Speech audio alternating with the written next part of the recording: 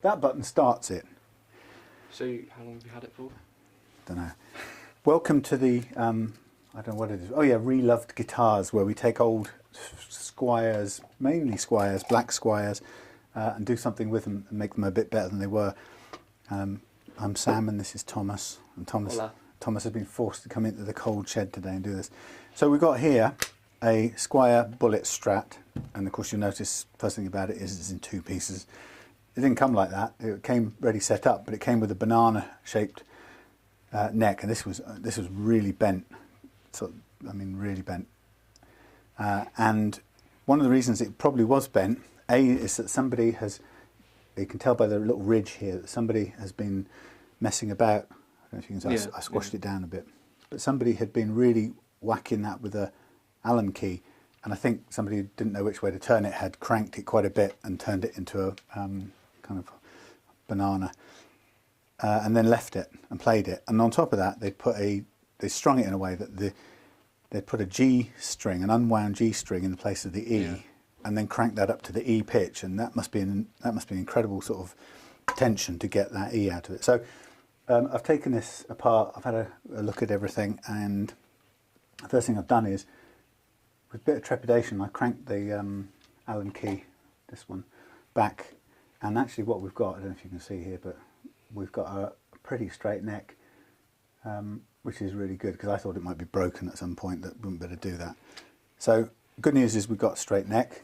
Took the body off, and a little bit shabby, this one. So this one we decided, whereas we've got some nice ones to sell, we thought this bullet Strat would be a good one for testing out some paint restoration.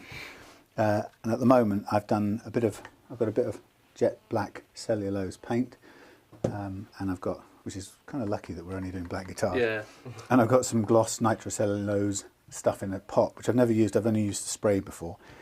So what I've done on this body is wherever there's big dinks, I've put some black in and then let that dry, and then put some lacquer on top and built that up a little bit, and I've got quite a few spots to follow up.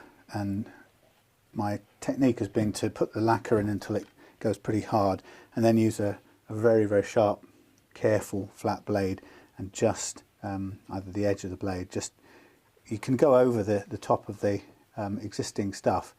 I don't know if you can see that, and you can just take off the stuff that's proud without damaging the paint around it.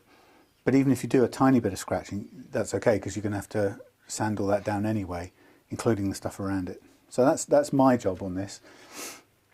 And that'll take me a while. It's probably, I mean, realistically, on a guitar like this, it's probably more trouble than it's worth. But we're just doing it to experiment. There's another silver screw is missing from there, so I've found a spare one from somewhere else.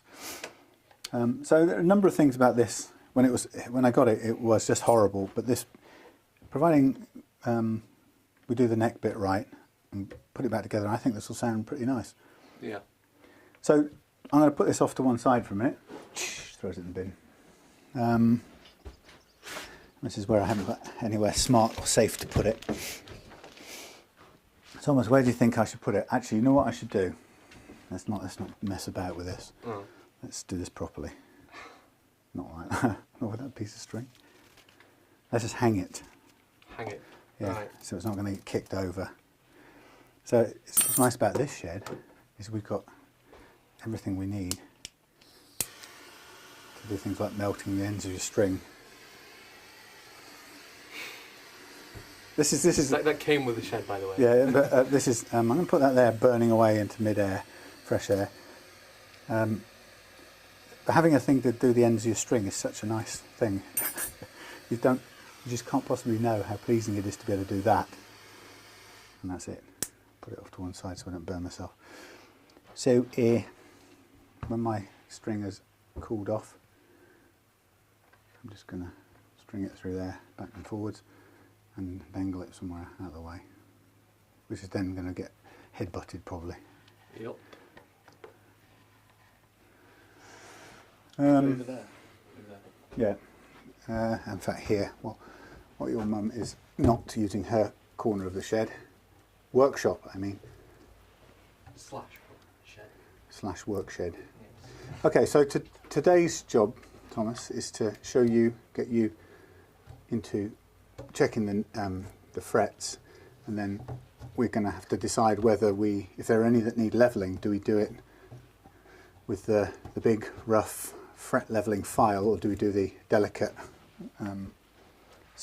single spot repair? Yeah. Now, this neck is pretty good condition. It's got a little dent up here. Everything else about it now is quite nice, and there's no massive, I don't know if you can see, but there's no huge wear and tear on the frets. You can check that with your fingernail. Just run, and there's quite a bit of scratch. But if you've got a fingernail, you can, or I mean, you can do it with anything really. Yeah. You know, just you're pretending there's a scratch there that's going to make bending a string feel crappy. Well, hopefully that's higher than the rest, as in fret wise. Could be. So, this is the tools of your trade. Really, got some. Actually, the tools of the trade are we really should be masking this off first. So, have we got a cutting block? Cutting piece of wood for. Got that there you could use. This one, yeah. Okay. There's always plenty of good stuff around. So, I'll tell you what I'm going to do. I'll cut the stuff this time, and you can mask the thingy. Normally, I've got thinner masking tape, but in this case, I don't. So we're going to have to. So that's too big, obviously, to fit into there. This is a bit fiddly. This is where I could probably stop the thing, and we'll do one and then stop it until we finish that, and then we'll carry on. Yeah. Okay, so I'm going to cut these down the middle, and what I want you to do is use the straightest edge on each piece of this. We'll go halves again. So the straightest edge, just grab it whenever you're ready. Remember which is the straight edge, and then just go up to the very edge of that, flop it down, just go around the back. Okay, so if you keep doing that all the way as far as you can, so you just overlap on that one, straight edge to there. And take it from there, and I'll carry on manufacturing it. Fiddly piece. Use one of these if you need a, but mind you, don't cut your hands off. Hopefully I shan't. So what's nice about these bullet strats is we've tidied up one bullet strat already, and we've also tidied up a Squier Strat, and they're two slightly different guitars. They look the same on the surface. What I noticed this morning is that the Squier Strat,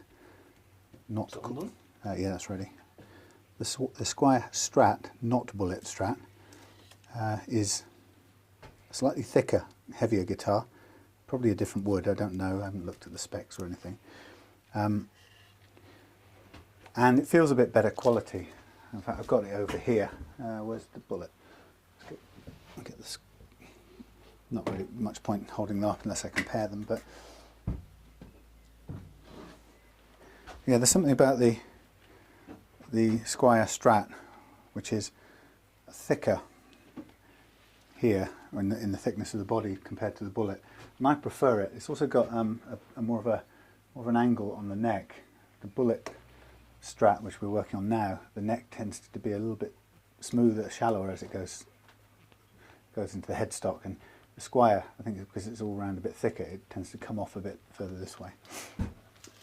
I'm not expert enough to know really what the difference between the sounds are. I'm one of those people that I kind of like almost anything I play, so I don't get into all that sort of, oh yeah, these pickups are lousy or these pickups are great.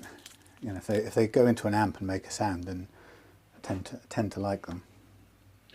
Yes, he's in quite a lover's affair with all of his guitars. I've only got 1 or 200. No, let's have a look. So I'm just going to show the camera what you've been doing. So protect your fretboard. You can buy little metal things that will protect your fretboard if you want, but that's a bit of a pain. Just if you can, when you get to there, try not to go up the side of there, so get really precise. Yeah, the little metal protectors, they're a bit expensive, and you keep having to move them around anyway. So masking tape is always a good basic option, but you do need to cut it to size, even if you've got the smaller masking tape. By the time you get up the top frets, it's going to be it's going to be too thick to work. So as we get nearer the top, I'm going to cut these down even thinner, get 5 or 6 out of a single piece. Yeah. They need to be a bit thinner now. Yeah, that's right. We're halfway there, and we've reached the maximum limit. So this piece won't do any good unless I cut it down the middle.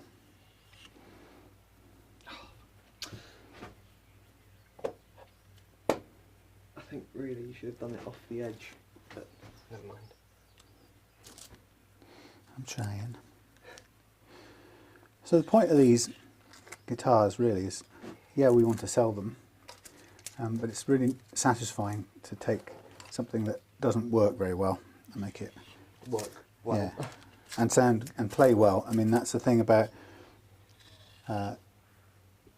cheap guitars, is that there's a kind of snobbery about guitars, and everybody thinks that because a guitar's expensive, it must be somehow better than a cheap guitar. And that, I have to say, that isn't the case. I mean, some things about it may be a little bit better, like a Gibson made with beautiful tone woods, you know, beautiful finish, and you might have a lovely quality to the grain in the wood and stuff. And little tiny details. They're obviously all made with greater attention to detail the more money you pay. Well, not obviously, but usually. But it's interesting that you can spend £1,000 on a good, really beautifully made guitar, and it can be set up really badly, and a lot of them are. And it's not rocket science how to set them up, but it takes a little bit of time, a little bit of patience, a little bit of care. And sometimes they don't get done on the way out of their factories. Smaller again in a minute. Okay. And so what we found is that when you take a bit of time and set up a cheap guitar, like one of these Bullet Strats, once you've done the right bits to set them up, they're completely as playable as almost anything you'll find. And I think I've mentioned this before, but my brother is very passionate and into his expensive custom shop Fenders. He's got a couple that he's made to his own spec. And the sad thing is once he's made them, they come to him and he hates the way they feel and sound. And partly because the shop set them up a certain kind of way and they don't suit Steve. But he's stuck with that. He doesn't really know how to make any change to that. And so he's paid, I think it was £4,000 or something for this Fender Jazzmaster. Yeah. Purple and green. It's on eBay at the moment. And he spent about £4,500 on it, and he doesn't like it.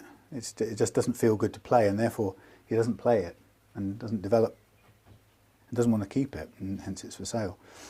And what I like about these guitars is we started out with just buying as cheap as we could on eBay, find if you like, the unloved Squier Strats or Bullet Strats.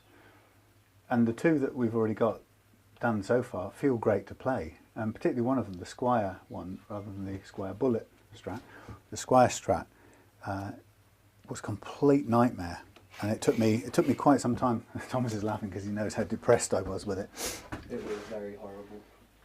And it puzzled me for a long time, and while Thomas is doing that, I'll point this under here. And what I was finding with it is I'd done everything to it. I'd cleaned it up, I'd checked it over, made sure the electrics were good. And then put new strings on, intonated it, got everything right, polished the frets, levelled them and everything. So it had a really nice fretboard.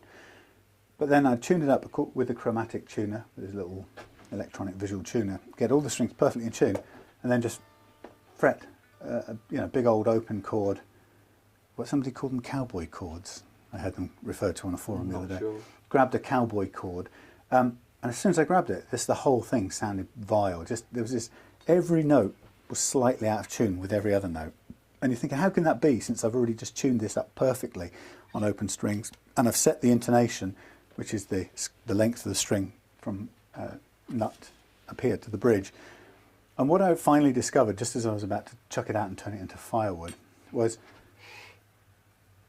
the height of the strings, or the depth of the slots at the nut, i.e. the height of the strings passing over the first fret, is critical to the intonation of the guitar. And it's one of the things that people don't really tell you. Nobody tells you have to work this out the hard way. And on this guitar, the nut slots were nowhere near deep enough, about 1.5 millimetres too shallow.